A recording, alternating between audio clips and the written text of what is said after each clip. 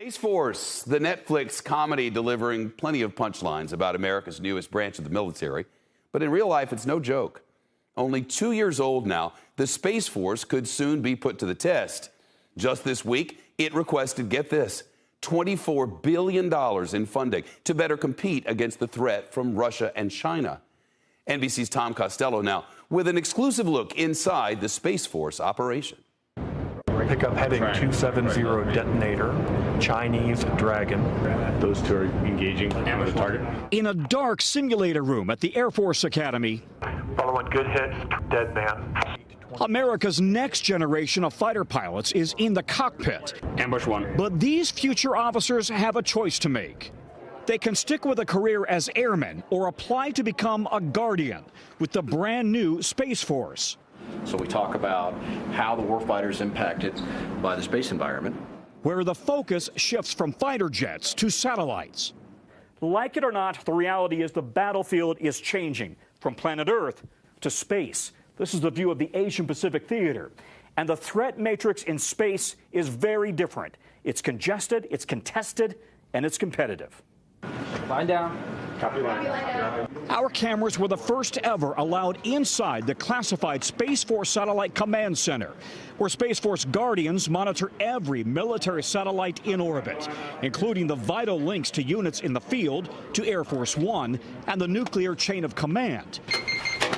While next door, the GPS Command Center watches over 37 satellites that provide free GPS coverage to the world. How accurate is the U.S. system? Within a 1.5 feet guaranteed. A 1.5 feet? Yes, sir. Outside, under heavy guard, one of several mobile satellite command units never before photographed, ready to roll across the country should headquarters face imminent threat. The U.S. military says Russia and China are already regularly harassing, jamming, and probing U.S. commercial satellites that are critical to the U.S. economy. Satellites come in all sizes, from a school bus to a dishwasher to a cooler to the size of a loaf of bread, providing everything from internet access to university experiments, GPS, and military communications. Both Russia and China have already targeted and blown up their own satellites, creating massive orbiting debris fields. I think they're trying to send a message that they could target somebody else's as well, and now we have to deal with the aftermath of those tests. 41 Ranch House. Space Force was created to avoid an actual shooting war in space or on the moon. General Sean Bratton. How do you determine what is a hostile act in space?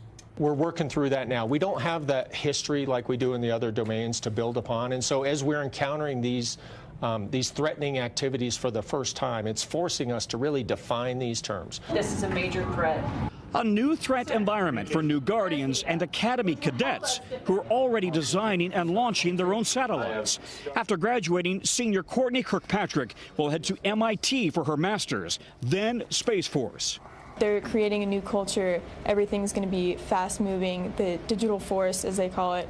That was really attractive to me. As for the future, as the United States builds out a lunar presence of our own, do we need boots on the moon to protect those assets? Well, I think that remains to be seen. For the news, I'm Tom Costello.